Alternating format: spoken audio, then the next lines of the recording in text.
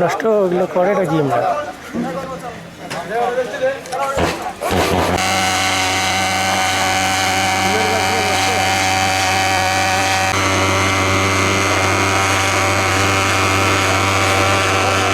Chikungunya তো মশা বাহিত রোগ, তো মশার কারণেই এটা হয়ে থাকে। করোনাকালীন সময়ে যখন হাত ধোয়া বা প্রত্যেক অফিসের সামনে সারা দেশব্যাপী এই দিবসটি শুরু হলো এবং তার সাথে তাল মিলিয়ে আমরা র্যালির তোর এই আলোচনা এখন অংশগ্রহণ করলাম।